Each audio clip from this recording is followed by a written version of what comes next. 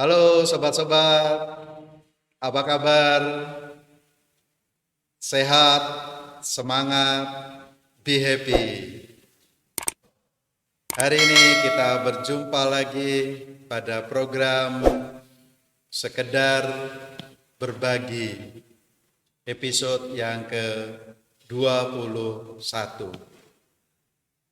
Tema hari ini lanjutan dari yang lalu, moderasi beragama dan pemahaman radikalisme, suatu tinjauan etis teologis Kristen, bagian yang keempat. Moderasi beragama untuk apa? Moderasi beragama harus kita tempatkan untuk mempertahankan NKRI, untuk mewujudkan Indonesia yang bermartabat, untuk membangun Indonesia yang berkualitas, Indonesia yang humanis.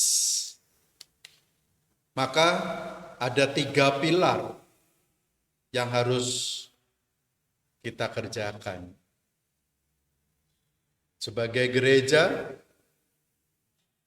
atau agama Kristen, di mana kita harus menempatkan diri kita.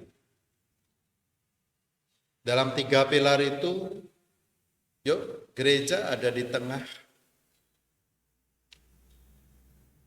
3 pilar itu adalah moderasi beragama. Pilar yang kedua adalah kebersamaan.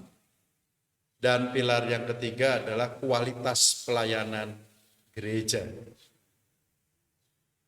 Untuk menjaga supaya Indonesia yang pluralistik ini, suku, rasnya, bahasanya, budayanya, agamanya, kepercayaannya, hanya bisa kita jaga ketika 3 pilar ini juga kita bangun. Moderasi beragama berarti kita mengembalikan peran dan fungsi agama secara komprehensif.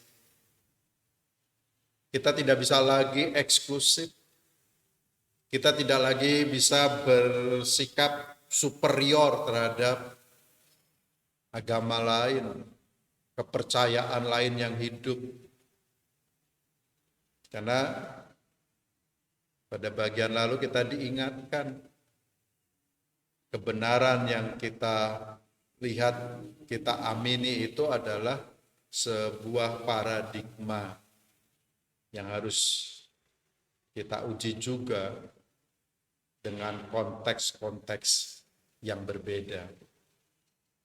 Jadi esensi beragama yang mendatangkan kehidupan, itulah yang harus kita wujudkan. Esensi beragama yang mendatangkan cinta kasih, bahwa semua umat manusia diciptakan oleh Allah, Tuhan yang Maha Kuasa, di ultimate reality, apapun sebutannya, sebagai personalitas Allah dalam diri manusia, segambar dengan Allah, imago Dei.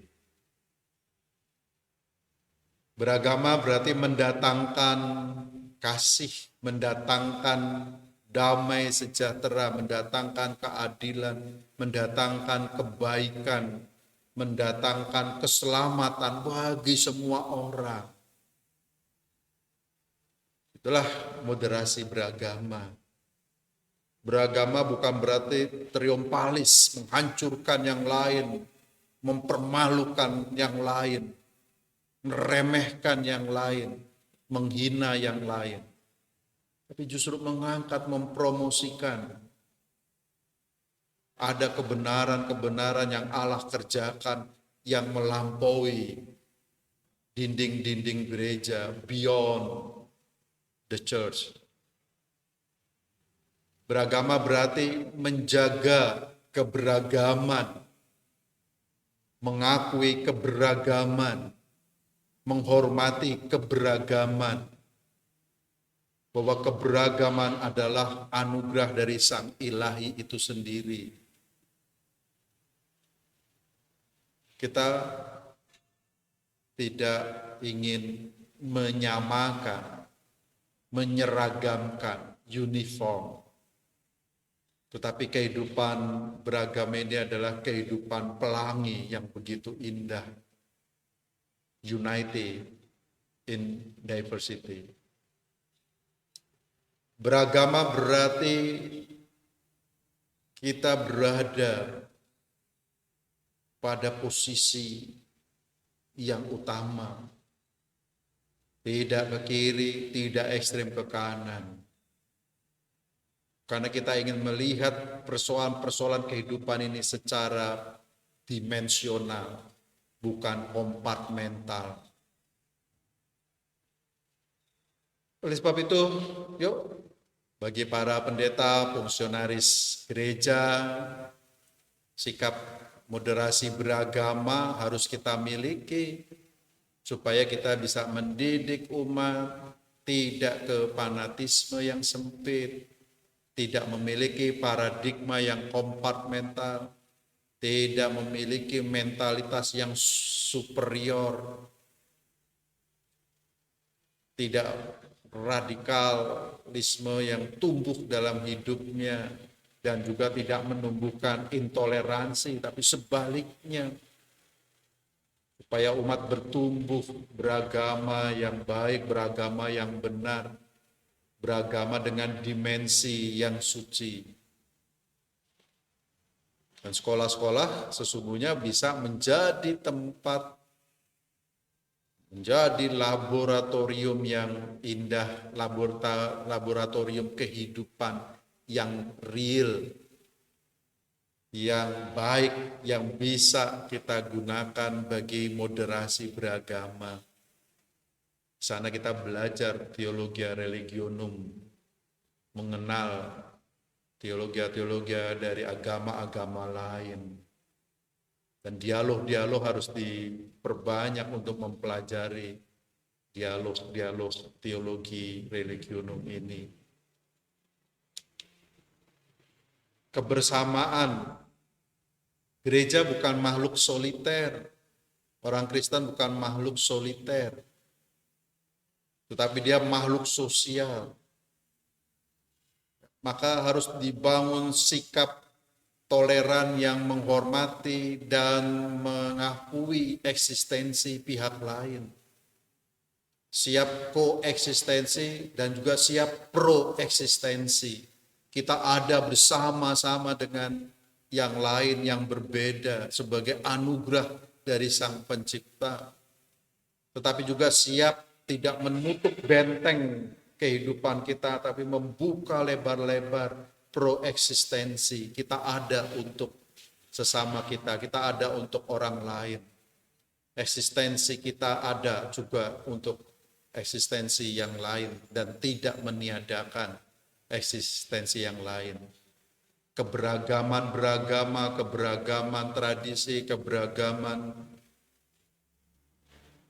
kepercayaan dan sebagainya itu menjadi anugerah dan inspirasi yang menggairahkan bagi kita untuk hidup baik dengan sesama, hidup yang mau terbuka dan menjumpai sesama, dan juga bersedia dijumpai oleh sesama. Hanya dengan cara itulah kita mampu melengkapi diri kita, bisa hidup bersama tanpa harus memusnahkan yang lainnya, bersedia menerima perbedaan-perbedaan ajaran, berbeda tradisi, berbeda mazhab, berbeda aliran, dan tidak perlu menyeragamkan. Kalau kita percaya pada cara kita yang benar, lakukanlah. Lakukan. Tidak usah memukul yang lain, tidak usah menyakiti yang lain, tidak usah meremehkan yang lain. karena mereka juga punya persepsi tentang kebenaran dari sudut pandang mereka. Dan demikian kita saling membantu sebagai perwujudan nilai agama. Itulah sebabnya mengapa di Ndagen Palur setiap penabisan pendeta kita juga mohon restu dari agama-agama lain. Ini supaya menjadi liturgisasi kehidupan, betapa bahagianya damai, betapa berbahagianya berbeda. Bahwa kita jangan menjadi ancaman bagi sesama kita, yang lain pun tidak menjadi ancaman bagi kita. Dan liturgisasi memasuki daerah yang begitu kita anggap sakral menjadi sebuah spiritualitas yang baik bagi kita untuk masuk dalam kebersamaan yang otentik itu, menghormati, menghargai, mengapresiasi. Kita bukan ancaman bagi pihak lain. Gereja bukan ancaman bagi agama lain. Yang lain bukan ancaman bagi kita. Yuk, kita hancurkan prasangka-prasangka buruk kita dengan banyak berjumpa, dengan banyak dialog, dengan banyak belajar, dengan banyak praktek bersama-sama dalam kehidupan ini. Pilar yang ketiga tentu saja kualitas pelayanan. Salib ini simbol dari orang-orang Indian Maya yang tertindas. Umumnya salib gambarnya Yesus yang ganteng, Yesus yang putih, hidung mancung. Tapi di kelompok Indian Maya di Guatemala, El Salvador, orang-orang Indian ini terusir, tanahnya diambil oleh baron-baron, tuan-tuan tanah karena penjajahan pada waktu itu. Sehingga Yesus digambarkan sebagai orang Indian Maya. Yesus yang kurus karena kelaparan, Yesus yang menderita. Mengapa mulutnya begitu besar? Karena dia hanya mampu berteriak. Rakyat hanya mampu bersuara, berteriak, menuntut, meminta keadilan dan kebenaran. Hak-hak hidupnya dikembalikan. Tapi dia tidak berkuasa, powerless. Mereka tidak memiliki rumah, homeless. Maka Yesus harus hadir dalam pengorbanan kehidupan mereka. Jadi kualitas pelayanan gereja ya harus meningkatkan kualitas pelayanannya kepada umat beragama yang lain juga, pada sesama. Para pejabat dan fungsionaris agama dapat membina, melayani, mendampingi para penganutnya untuk melakukan kualitas pelayanan yang baik. Menjadi simbol self-sacrifice, pengorbanan diri yang altruistik, yang menganggap penderitaan orang menjadi penderitaan dirinya, yang melihat ketidakadilan orang menjadi ketidakadilan dirinya juga. Ini kan altruistik, kualitas pelayanan yang harus dibangun oleh gereja bagi kehidupan sesamanya, bagi kehidupan dunia, dan itulah esensi dari kehadiran gereja. Eksistensinya adalah untuk keadilan, kebenaran, kebaikan, keselamatan semua umat manusia, bukan hanya dirinya sendiri. Sehingga dapat mengembangkan kualitas pelayanan agama yang menjawab kebutuhan-kebutuhan hidup penganutnya, kebutuhan-kebutuhan hidup umat manusia, hak-hak hidupnya. Pemerintah dan semua pihak juga bertanggung jawab untuk membantu semua pihak yang mempunyai program-program peningkatan pelayanan demi perbaikan humanitas manusia. Sehingga pelayanan ini bukan sekedar kita menangisi Taman Eden yang hilang, Tapi tugas gereja saat ini adalah bagaimana mendatangkan Taman Eden itu kembali. Taman kebahagiaan, taman sejahtera, taman Allah dalam kehidupan manusia. Sehingga manusia dapat hidup dalam cinta kasih. Yuk sobat-sobat, kita bersama-sama membangun negara kita. Jadi posisi gereja harus berkualitas dalam rekonstruksi sosial, moderasi beragama bagi negara kita. Negara ini adalah sebuah konstruksi, sebuah bangunan sosial yang memerlukan kritik, memerlukan revisi yang konstan dan imajinatif dari seluruh komponen-komponen negara, komponen-komponen bangsa, dan vitalitas konstruksi terletak pada kapasitas konstruksi elemen masyarakatnya. Maka gereja harus menjadi salah satu komponen yang berkualitas, memiliki vitalitas, mentransformasi. Itulah sebabnya gereja membutuhkan teori, membutuhkan ilmu pengetahuan untuk membangun negara. Tapi ingat, kita tidak sendiri, ada komponen-komponen lain yang memiliki vitalitas transformatif. Semakin banyak komponen-komponen bangsa ini yang memiliki vitalitas transformatif, maka negara kita akan kuat, negara kita tidak akan breakdown, NKRI akan tetap terjaga.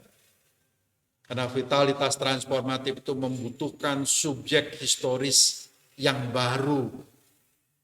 Guru, fungsionaris agama, gereja, aktivitas sosial, semua harus memiliki vitalitas transformatif.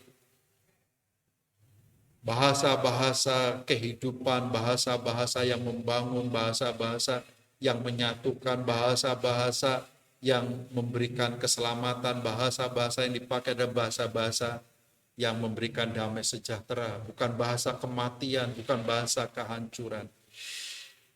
Maka moderasi beragama kita butuhkan untuk apa? Bukan untuk moderasi beragama itu sendiri, tetapi untuk membangun, merekonstruksi kembali NKRI yang berdaulat, bermartabat, berkeadilan, dan juga berperi kemanusiaan.